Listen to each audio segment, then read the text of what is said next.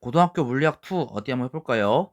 자, 이번 이야기는 굉장히 생소한 얘기가 될 수 있을 것 같아요. 그러니까 여러분들 조금 긴장하면, 긴장이라면 긴장해야 될 내용일 수도 있겠는데요. 도플러 효과라는 내용입니다. 자, 무엇이냐? 여러분들 이런 거 한번 겪어본 적 있으실지 모르겠어요. 음, 경적을 울리는 자동차, 그러니까 소방차나 경찰차 같은 경우에, 구급차 같은 경우에 가까이 오면 가까이 올수록 막 소리가 막 더 세지고, 멀어지면 멀어지면 소리가 작아지고, 점점 높은 음이 났다가 점점 낮은 음이 나는, 가까이 오면 가까이 올수록 점점 높은 음이 나왔다가 높은 음이 들리다가 멀어지면 멀어지면 점점 낮은 음이 들리는 이런 현상, 우리가 이걸 도플러 효과라고 불러요. 파동을 발생시키는 파원과 그 파동을 관찰하는 관찰자의 운동 상태에 따라서 관찰자가 측정하는 파동의 진동수가 달라지는 현상입니다. 즉 파원, 파동이 시작되는 파원이 가까워지느냐 멀어지느냐에 따라서 가까워지면 진동수가 커지고 멀어지면 진동수가 작아지는 걸로 관측되는 현상이에요. 예를 들어 음원, 우리 소리를 예로 들게요. 음원, 파원 중에 음원이 정지해 있는 관찰자에게 다가옵니다. 관찰자가 측정한 소리의 속력을 V-라고 한다면 이 소리의 속력과 음원 나오는 소리의 속력은 같아요. 다만 측정한 소리의 파장은 음원이 한 주기 동안 이동한 거리만큼 줄어듭니다. 가까워지는 만큼 소리의 파장은 줄어들어요. 그래서 어떻게 되냐? 델타 람다는 람다 마이너스 T vs. 만약에 vs의 속력으로 관찰자한테 음원이 다가온다면 T vs 주기 곱하기 속력 동안. 그리고 여러분 아시다시피 주기는 진동수분의 1이기 때문에 람다 마이너스 F분의 vs가 되겠네요. 자, 진동수를 계산해 볼게요. 진동수는 당연히 람다분의 v가 될 거예요. 우리가 앞에서 파동에서 얘기했던 것처럼, 물번에 파동에서 얘기했던 것처럼. 자, v 다시는 v와 같습니다. 다만 람다 다시가 람다 마이너스 F분의 vs로 바뀌었어요. 자, 그리고 람다는 F분의 v가 되겠고요. 거기서 F만 꺼집어내주면 F 다시, 그러니까 바뀐 우리가 관측하는 진동수는 v-vs분의 v 곱하기 f. 즉 다가오는 속력만큼 진동수가 빨리 달려오면 다가오면 다가올수록 커져요. 예. 만약 멀어진다고 하면은 vs 대신에 마이너스 vs 넣어서 v 더하기 vs분의 vf로서 계산해주면 되겠습니다. 스피드건, 도플러 레이더, 전체 이동 속도 분석. 스피드건은 진짜 말 그대로 다가올 때 그때 일어나는 파동의 떨림이나 파동 등을 관측한 거에 소리도 될 수 있고요. 도플러 레이더, 전체 이동 속도 분석, 이런 거는 빛, 전자기파라고 하는 빛의 진동수가 원래 빛보다 더욱더 진동수가 커진다면은 그러니까 커진다, 진동수 커진다, 파란색 쪽으로 치우친다면 청색 편이라고 하는데 편의가 일어나면은 얘가 가까워지는구나, 혹은 빨간색 쪽으로 치우친다, 적색 편의가 일어나면 멀어지는구나 등에 이용됩니다. 자, 전자기파 얘기 나온 김에 전자기파 좀 더 자세히 알아볼게요. 전자기파가 어떻게 만들어지느냐? 전하가 가속 운동을 하게 되면 시간에 따라 전기장이 변하게 돼요. 그로 인해서 자기장이 만들어지고요. 전기장이 변하니까 자기장도 계속 변하고요. 자기장이 계속 변하니까 전기장이 계속 변하면서 파동의 형태로 주위 공간에 퍼져 나가는 거예요. 자, 송신 볼게요. 코일, 우리가 L이라고 주로 많이 쓰고요. 축전기, 콘덴서, 진동 회로와 변압기, 안테나를 붙여서 만든 회로에 특정한 진동수의 교류 전하가 흐르면 1차 코일에 발생한 자기손속의 변화는 상호 유도에 의해서 2차 코일에 변하는 유도 기전력을 만듭니다. 이때 발생한 전자의 진동수는 LC 회로의 고유 진동수예요. 고유 진동수는 나중에 우리가 좀 더 자세히 알아보도록 할게요. 즉 코일과 축전기가 연결되어 있는 회로에서, 코일, 축전기, 저항이 연결되어 있는 회로에서 막 교류 전류가 흐를 때 특정한 진동수가 되면은 그 특정한 진동수가 코일에서 막 발생합니다. 자기선 속에 특정한 진동수 교류 전으로 인해서 자기선 속이 변하게 돼요. 그리고 그게 2차 코일에 상호 유도되어서 유도 기력을 만들고, 수신도 마찬가지예요. 전파가 도달합니다. 그러면 전기장의 반대 방향으로 전자가 진동하면서 교류 전환이 생길 텐데요. 안테나에 여러 또 진동수 전파가 도달할 거예요. 1차 코일의 전류가 흐르게 될 거고요. 안테나 옆에 LC 회로의 공명 혹은 고유 진동수, 그러니까 또 특정 진동수와 동일한 진동수의 전파에 의한 전류만 세게 흐르게 되어서 또 얘가 수신이 되는 거죠. 코일 자체 유도 계수나 축전기 전기 유도 용량. 자체 유도 계수 뭐냐? 옛날에 상호 유도 얘기할 때 상호 유도 계수를 얘기했을 거예요. 근데 이게 코일이 어떤 특징이 있냐면 코일이 전류가 흐르면서 자기장이 생기면 그 자기장의 변화가 자기장이 생긴다는 것도 자기장이 변했다는 거잖아요. 이 코일을 통과한 자기장이 바뀌면 자기 손속이 바뀌니까 또 그거에 반대해서 또 전류가 흐릅니다. 코일의 그때 그 전류의 변화량에 비례하는 값. 기전력과 전류가 역시 또 비례하는데 그때 가운데 비례 상수를 우리가 자체 유도 계수라고 불러요. 자, 그리고 축전기 전기 용량 같이 조절함으로써 어떤 그 고유 진동수, 아까 말했던 그 특정한 진동수를 전파를 선택할 수 있어요. 자, 고유 진동수가 무엇이냐? 좀 더 자세히 알아보도록 할게요. 코일은 코일의 저항 역할. 아까도 말했다시피 코일은 자기가 만든 자기장에도 자기가 만든 자기장의 변화에도 또 방해하는 방향으로 전류가 흐르기 때문에 저항 역할을 하는데요. 그때 그 저항 역할은 진동수에 비례합니다. 얘가 빠르게 변하면 빠르게 변할수록 빠르게 변하면 빠르게 변할수록 그 빠르게 변하는 걸 방해하기 위해서 더욱더 저항 역할을 많이 하겠죠. 축전기 역시 얘가 저장이 다 되면 전하량이 다 저장되면 전류가 흐르지 않아요. 저항 역할을 합니다. 하지만 그거는 진동수에 반비례하는데요.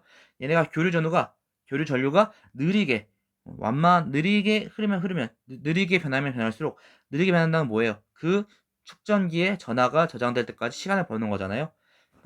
느리게 흐르면 흐를수록 저항 역할이 세집니다. 그리고 코일의 저항 역할과 축전기의 저항 역할이 최소일 때, 이 두 저항 역할을 하는 전기 소자들의 저항 역할들이 최소일 때 전류가 최대가 돼요. 이때 진동수를 우리가 공명 진동수 혹은 고유 진동수라고 해요. 저항만 연결했을 때는 진동수와 무관하게 그냥 ohm의 법칙에서 I는 저항에 반비례합니다. 코일과 축전기는 전력 소비 없이도 전류의 세기가 조절이 돼요. 저항 역할을 하기 때문에. 그래서 그때 가장 저항 역할을 하는 게 가장 적은 때, 전류가 가장 크게 흐를 때, 그때가 공명 진도수 혹은 고유 진동수가 되겠고요.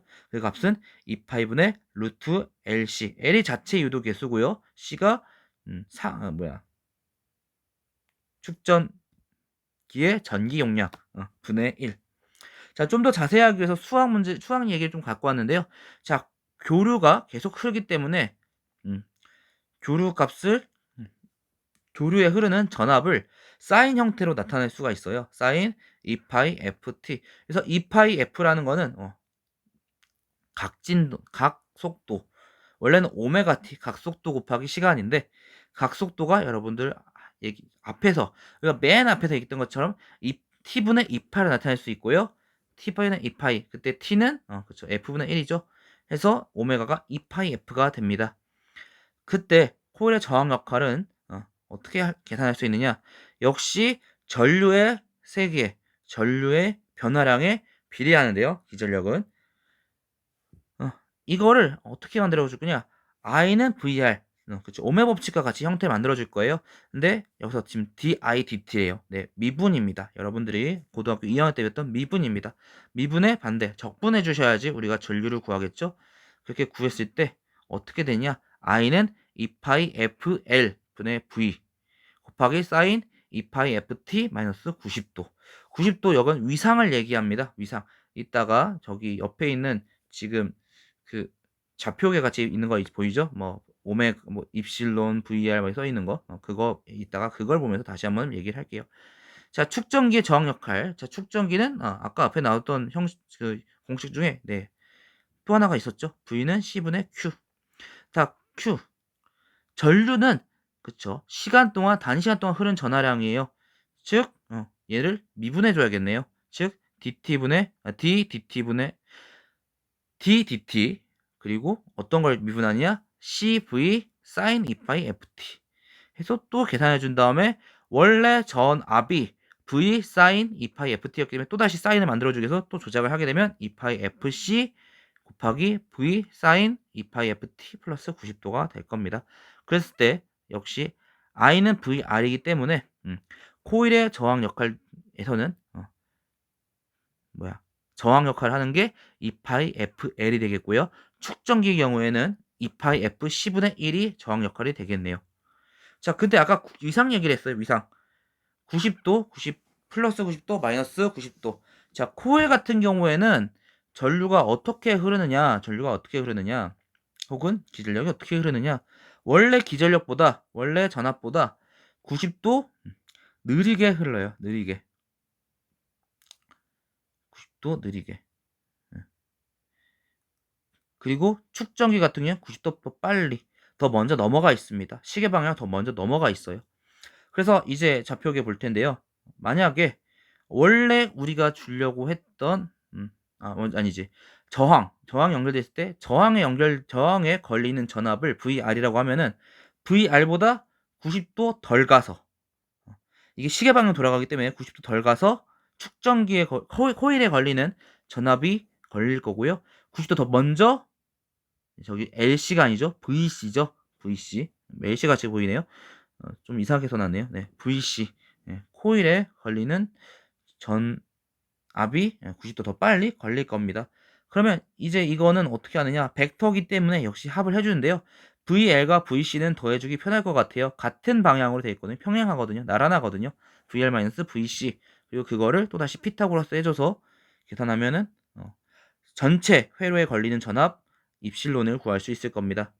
즉 V는 I 곱하기 루트 R 제곱 분의 R 제곱 더하기 아까 코일의 저항 역할 하는 거 빼기 축전기 저항 역할 하는 거의 제곱이 되겠는데요. 이 코일의 저항 역할, 축전기 저항 역할이 빼주는 게 0이 된다면 V는 IR 가장 저항이 최소가 되겠고 전류가 가장 크게 흐르겠죠. 그랬을 때 두 개를 갖다가 놓으면 고유진동수는 2파이분의 루트 LC분의 1이 됩니다. 이게 어려운 친구들은 그냥 외우셔도 충분할 것 같아요. 수학 얘기는 우리가 교과서에는 주로 실려 있는 경우가 많기도 한데 꽤 어려운 얘기라 어려우면은 그냥 두 개의 곱에 루트 씌운 거에 반비례한다 라고 생각하셔도 될 것 같아요. 그래프를 좀 볼게요. 네, 진동수에 따른 저항 역할이에요. 코일의 경우에는 진동수가 크면 클수록 작아지는 반비례하는 현상을 보이고요. 축전기는 비례합니다. 반대로 얘기했네요. 네, 반대로 얘기했네요. 네, 코일은 네, 코일의 코 때문에 저도 옛날에 공부할 때 되게 깔도 많은데 지금도 말하다 보면 좀 꼬이네요. 네, 네, 코일이 L이죠. L. 네, 코일이 L. 네, 축전기가 진동수에 반비례하고요. 코일이 비례합니다. 그때 두 개가 저항 역할이 같아지는 때가 고유 진동수가 되겠고요.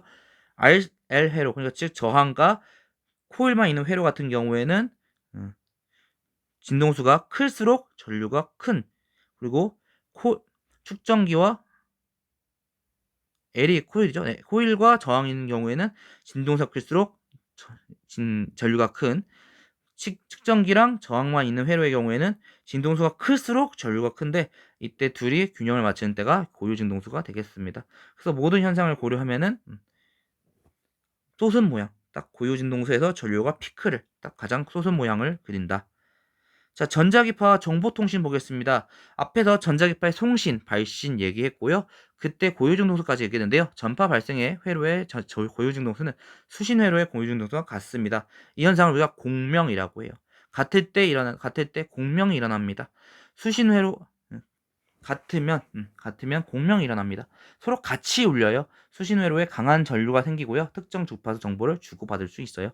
전파 발생 장치에서 발생된 전자기파가 전파 수신 장치의 고유 전환 역할을 하는 거죠. 자, 정보통신 과정은 어떻게 되느냐? 음성 신호를 마이크로에 입력하면요. 전기 신호가 증폭기로 증폭되고요. 신호를 발진기에 일정한 진동수를 만든 교류 신호를 첨가하는 변조라는 조작을 해준 다음에 송신하게 됩니다. 그리고 다시 받게 되면 이 전파에서 전기 신호를 또 분리해내는 복조라는 조작을 또 해줘요. 과정을 거쳐요. 그럼 전기 신호는 스피커에서 음성 신호로 또 변환되는 거죠. 달리 말하자면 신호를 발진기에 일정한 진동수를 만든 교류 신호에 첨가한다. 이 변조에는 두 가지가 있는데요. 우리가 AM이라 부르는 진폭 변조, 그리고 FM이라 부르는 주파수 변조가 있는데, 진폭 변조는 전기 신호의 세기에 따라 일정한 진동수의 교류 신호의 진폭을 변화시키는 거예요. 그러니까 전기 신호의 층수에 따라 진동수는 일정한데 계속 얘가 점점 진폭이 커졌다가 작았다가 커졌다가 작았다가 그 세기에 따라서 주파수 변조는 진폭은 일정하지만 교류 신호의 진동수를 변화시킵니다. 같은 진폭이면 점점 얘가 늘어졌다가 빨라졌다가 늘어졌다가 빨라졌다가 얘가 골이냐 마루냐에 따라서 얘가 신호를 넣어놓는 거예요. 그 음성 신호를 넣어놓는 거예요. 자, 오늘 얘기는 굉장히 헷갈리는 내용들이 많은 것 같습니다. 여러분들 앞에서 처음 본 내용들인 도플러 효과에 대한 이야기, 그리고 전자기파의 송수신, 발신, 그리고 회로에 대한 이야기들이 더욱더 복잡하게 나왔네요. 정말 어려운 얘기인데, 다음 시간은 어떤 얘기를 할 거냐? 조금 이런 수학적인 얘기들, 이런 좀 복잡한 얘기들을 약간 벗어나서, 물론 다시 또, 어, 그림을 한번 그려보려고 해요. 이것도 역시 어려울 수 있는데, 우리가 중학교 1학년 때 배우고 다시 오랜만에 배우는 렌즈에 대한 이야기를 해보려고 합니다. 자, 지금까지의 전자기파에 대한 이야기는, 그쵸. 전기 신호랑 관련되어 있는 얘기였다면, 지금 할 전자기파에 대한 얘기는 빛에 대한 얘기가 되겠네요. 우리가 보고 있는 과시광선에 대한 얘기가 되겠습니다. 오늘 너무나 수고하셨고요. 오늘 내용들이 정말 복잡하기 때문에 차근차근 찬찬히 한번 정리하면서 꼼꼼히 따져보시면 좋을 것 같습니다. 자, 오늘 너무나 수고하셨습니다. 고등학교 물리학 2, 다음엔 어디부터 볼까요?